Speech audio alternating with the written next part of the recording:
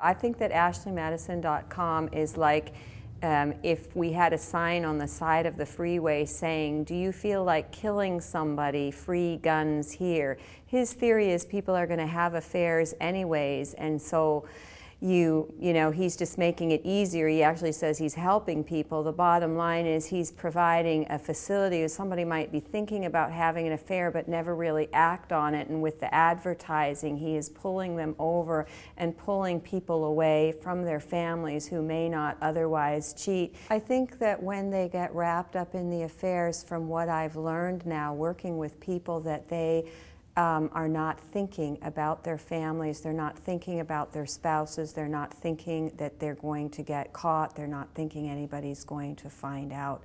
And I think that there's a lot of compartmentalization that goes on. What I have learned through this journey is that you would think that knowing how painful the affair is going to be for the betrayed spouse would cause someone to think, well, I won't do that. But the bottom line is that pain is rarely a deterrent from doing bad actions.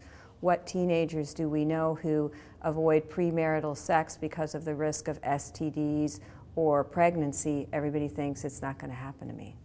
A sense from what I'm seeing here that what has been ignored is the intense pain that these affairs are causing.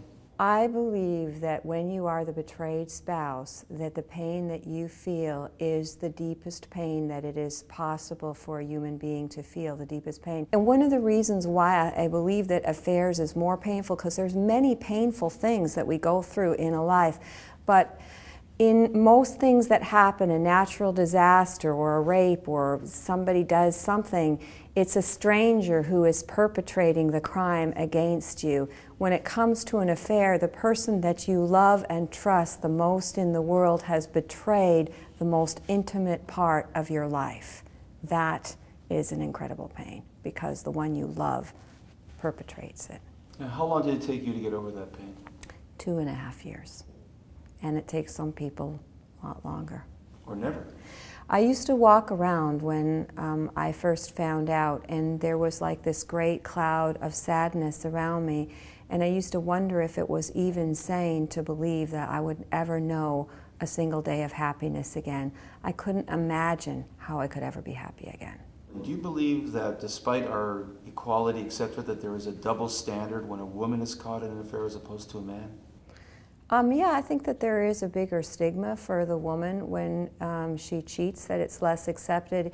In this context, I think that sometimes for a guy, if he cheats and his buddies might find out, sometimes they might even admire him a little bit or look up to him, whereas women, I mean, there would be some circles of women who would think, oh, cool, but in general, less likely that she's going to be accepted.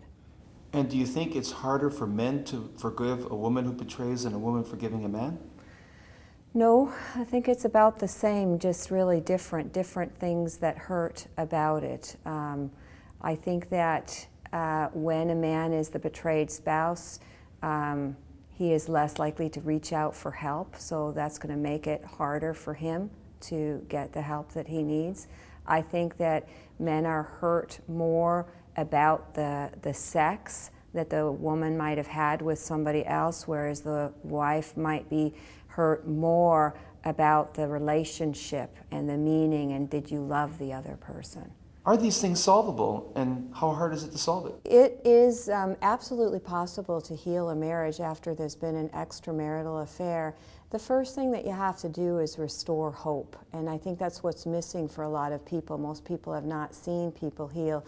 And of course, one of the things that also happens is that when people heal their relationship, most people don't ever talk about it, and so the only relationships you hear about are the ones that end up with divorce. So we think that it always goes that way. So to give some hope, and what people are missing sometimes when this comes out is that when you find out the person you loved and trusted the most in the world has been unfaithful, like most people think, 95% of people I've worked with think, if that ever happens to me before it's happened to them, I would throw him out. Then it happens to you, and you often find yourself reacting exactly opposite to what you were sure you were going to do. And the bottom line is, if you genuinely loved somebody, you can't just stop loving them because now they've had this affair. You hate what they did, but you still love the person. If the person is willing to do the work, if they're willing to take a look at themselves, and this is what's been missing, I believe, from our society, is a tool to understand and grasp the real root causes of why the affair happened, and to look at it in a bigger picture. We've had a tendency to say it was problems in a marriage that caused the affair, and while problems in a marriage certainly can make that marriage more vulnerable, there's more reasons than that.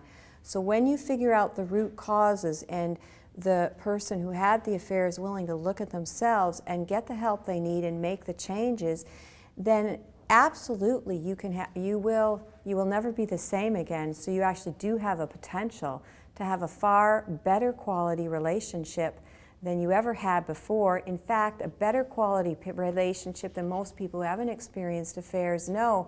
I'm not condoning affairs. It's just that most people don't think to work on their relationship until a crisis happens.